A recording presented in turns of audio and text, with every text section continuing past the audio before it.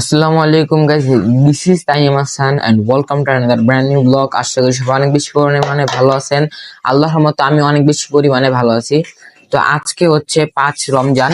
দেখতে দেখতে 10 রমজান থেকে 5 রমজান চলে গেল। রহমতের 10 দিন থেকে 5 দিন চলে গেল। খুবই খারাপ লাগতেছে, তারপরও খারাপের মাঝখানে অনেক ভালো লাগতেছে, কেননা সামনে তো ঈদ। তো যত তাড়াতাড়ি রোজা যাবে ঈদ আসবে, ঈদ পালন করব। এবং মজার বিষয় হচ্ছে এবার ঈদে 8 বছর পর আমার মামা আমাদের সাথে ঈদ করবে বাংলাদেশে। তো তার জন্য আমরা সবাই অনেক বেশি পরিমাণে এক্সাইটেড, যে আমরা প্ল্যানিং করতেছি যে মামাকে নিয়ে কি কি করব না করব। তো এখন থেকে মানে মনের ভিতরে একটু ফুল ফুটতেছে আর কি।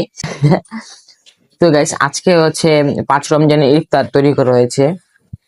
এখানে আছে হলো মালটা, আপেল, তারপরে হলো পেয়ারা, খেজুর, তরমুজ, তারপর হচ্ছে বাঙ্গি, তারপর এখানে বুট আছে, আলুর চপ, পেঁয়াজু, বেগুনি এসব আছে। আর এখানে আছে হচ্ছে শরবত। তো গাইস, আমাদের জন্য দোয়া করবেন এবং আমার মামার জন্য দোয়া করবেন, সে যেন সহি সালামতে বাংলাদেশে ল্যান্ড করতে পারে।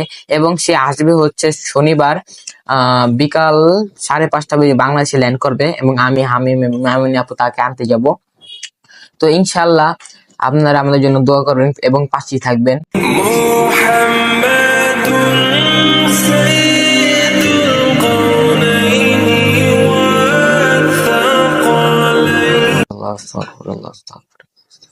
আমিন। তো গাইস, এখন আজান দিয়েছে, আমরা খেজুরটা খাইছি, এখন পানিটা খাই। তো গাইস, এখন আমরা খাবো আলুর চপ সস দিয়ে। দেখি সস দিয়ে কেমন লাগে।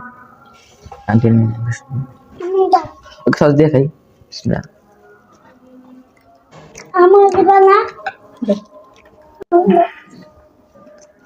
খাওয়া দাওয়া শেষ, এখন আমরা নামাজ পড়বো।